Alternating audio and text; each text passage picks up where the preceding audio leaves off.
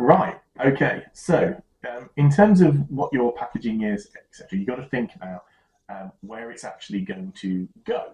So, if it needs to go, let's say, in an environment like Argos, where it might be behind a counter, it might be on a shelf in a tipper's behind someone, it's got to be a long way away. But consider it needs to be bigger. Silly it seems, and it needs to have bigger text. It needs to make its presence better known. But you've also got to think of what else is around it. So what's it sit next to? So things have to have certain sort of rules to them.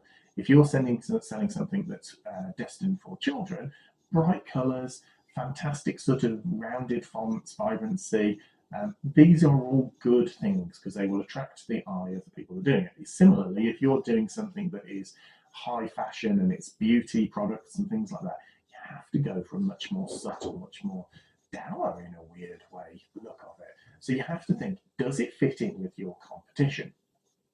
But further to that, once you've got it, once you hopefully have held it, you need to make sure that it still says, what does it actually do?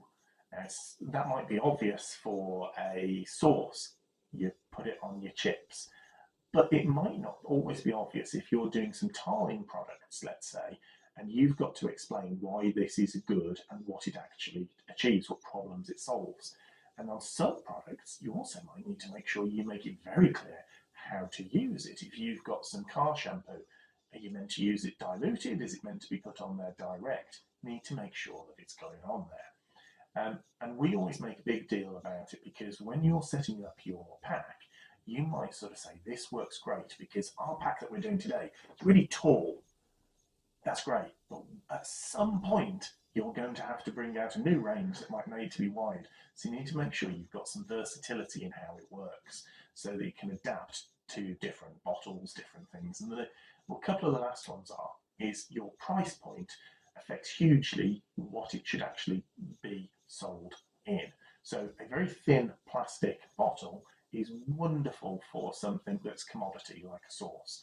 But if you're selling something that is incredibly life-changing, sort of hair dye that's going to change the way people perceive this person, you need to almost put a price point on it where that needs to be in a bespoke glass bottle or perfume. They're all very, very sort of high-end stuff because it sets the tone, not just the design of the label, but how the pack works. But the last one I wanted to say about is when things are apt, when they are suitable. And there's a bit of a story that I've got, which is a stupid one, but it does get the idea across. I had something that I needed to use some WD-40 on. And WD-40 is something that is absolutely fantastic at lubricating stuff. What it is not good at is sticking stuff to other things. Now, unfortunately, I work in a world where we have spray mount, and that sticks stuff to stuff. Now, unfortunately, spray mount comes in something which looks just like WD-40. So when I tried to fix my bike as it was, I was trying to lubricate it all up and get it to all be slippy, I ended up covering it in glue because I'd done it, I was slightly hungover, and you've got to be really careful that it looks like what it should do and doesn't accidentally have toothpaste that looks like industrial cleaner so that people accidentally hurt themselves. And there you go, a couple of tips to try and make your packaging better. Cheers.